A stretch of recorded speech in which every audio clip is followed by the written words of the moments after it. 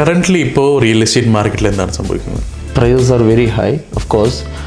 നമ്മൾ 2021 കമ്പയർ ചെയ്ത് നോക്കുന്നെങ്കിൽ 87% പ്രൈസ് കൂടി കോവിഡിന് ശേഷം. അതായത് സെയിം റിയൽ എസ്റ്റേറ്റിന് 87% കൂടുതൽ കൊടുത്തിട്ടാണ് വാങ്ങിക്കുന്നത്. ആരൊക്കെയാണോ ഇവിടെ റേറ്റ് കുറയാൻ വേണ്ടിയിട്ട് വെയിറ്റ് ചെയ്യുന്നത് അവർക്കൊക്കെയുള്ളൊരു മെസ്സേജാണിത്.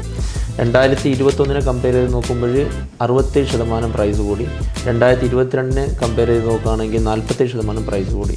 Henley and partners last year പറഞ്ഞത് ദുബായ് 2023 17% ക്യാപിറ്റൽ അപ്രിസിയേഷൻ ഗ്രോത്ത് ഉണ്ടാവുന്നതാണ്. പക്ഷേ ദുബായ് ക്ലോസ് ചെയ്ത് 17.8 ആണ്.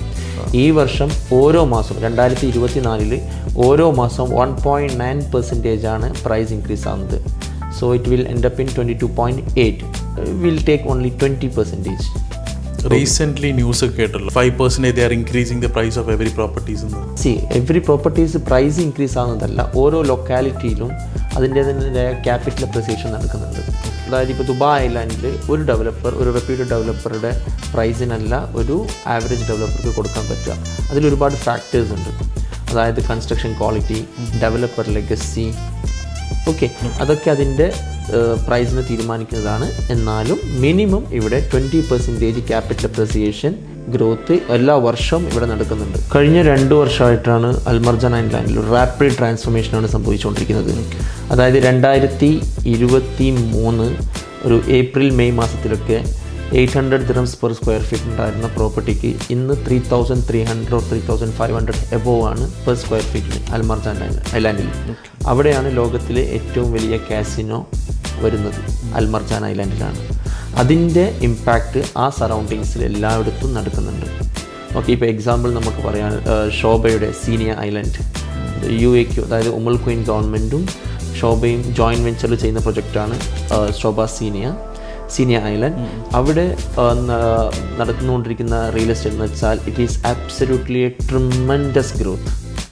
നമ്മൾക്ക് ഒന്നും പറയാനില്ല എന്ന് പറയാം. കാരണം അതായത് ഈ അൽമർജാൻ ഐലാൻഡിൻ്റെ ഒരു പ്രോക്സിമിറ്റി ലൊക്കേഷനായിട്ടാണ് സീനിയ ഐലാൻഡിനെ കാണുന്നത്. യോട്ട് കണക്ഷൻസ് ഉണ്ട്. റോഡ് കണക്ഷൻ ത്രൂ ആണെങ്കിൽ ഒരു 15 minutes ആണ് അവിടേക്ക് വരുന്ന distance, Sinia island to Marjan island. ഈ മർജാൻ പോലെ തന്നെ സിനിയയും ഒരു മാൻമെയ്ഡ് ഐലൻഡ് ആണോ? അല്ല, സീനിയ ഈസ് എ നാച്ചുറൽ ഐലാൻഡ്. അവിടെ നാച്ചുറൽ റിസർവ്സ് മറ്റു കാര്യങ്ങളൊക്കെ ഉണ്ട്. പക്ഷേ അതൊരു ബ്യൂട്ടിഫുൾ ഐലാൻഡിലാണ്. UAE ആദ്യത്തെ നാച്ചുറൽ ഐലാൻഡ് ഡെവലപ്മെൻറ്റ്സ് ആണ് സീനിയയിൽ നടന്നുകൊണ്ടിരിക്കുന്നത്. അപ്പോൾ അതിൻ്റെ എല്ലാ അഡ്വാൻറ്റേജസും സീനിയ ഐലാൻഡിലുണ്ട്. സീനിയ ഐലാൻഡ് ഒരു ഗെയിം ചേഞ്ചർ ആയിരിക്കും UAEൻ്റെ.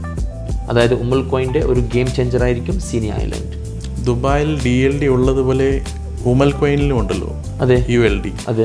എന്തായിരിക്കും ഇവർ തമ്മിലുള്ള ഡിഫറൻസ് ഇപ്പോൾ കറൻ്റ്ലി ഉള്ള അവരുടെ പ്രോജക്ട്സിലൊക്കെ ഇൻക്ലൂഡിങ് സീനിയ? ഷോബ സീനിയ ഐലാൻഡിന് ഉമുൽ ക്വൈൻ ഗവൺമെൻറ് ഒരു എക്സംഷൻ കൊടുത്തിട്ടുണ്ട്. അതായത് നമ്മൾ ദുബായിലൊരു പ്രോപ്പർട്ടി വാങ്ങിക്കുമ്പോൾ ആദ്യം തന്നെ DLD ചാർജസ് ആയ 4% അഡ്വാൻസ് ആയിട്ട് പേ ചെയ്യണം.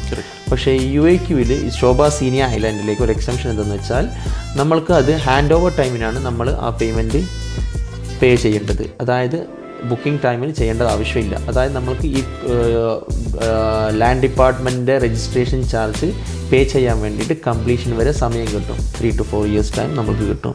അതൊരു അഡ്വാൻറ്റേജ് ആണ്. സോ ഇൻവെസ്റ്ററിന് വേണ്ടി ഒരു വലിയ ഓപ്പർച്യൂണിറ്റി തന്നെ ആയിരിക്കും. ഓഫ് കോഴ്സ് മോസ്റ്റ് ആൾക്കാർ അവിടെ എടുത്തിട്ടുള്ളത് ഇവിടെ UAE ഷോബ സീനിയ ഐലാൻഡിൽ ഹോളിഡേ ഹോംസ് ടാർഗറ്റ് ചെയ്തിട്ടാണ് അവരെടുത്തിട്ടുള്ളത്. ഹോളിഡേ ഹോംസ്, അതായത് Airbnb, വെക്കേഷൻ ഹോംസ്. ഓക്കെ, അത് എന്താണെന്ന് വെച്ചാൽ അതിൻ്റെ main factor proximity to Marjan island. അവിടെയാണ് വേൾഡിലെ ഏറ്റവും വലിയ കാസിനോ വരാൻ പോകുന്നത്.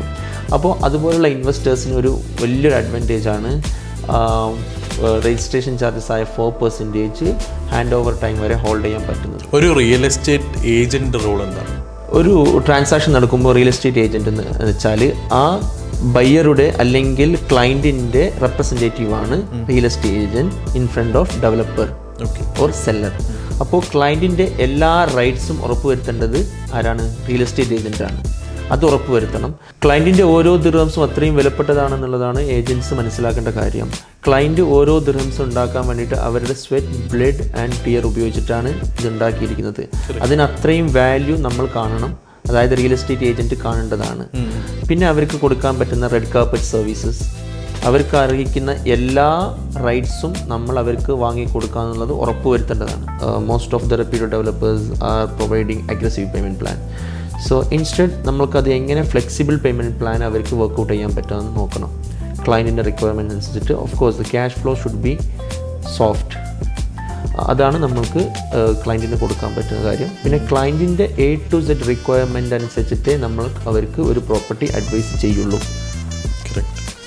Ultimately the decision maker is the client.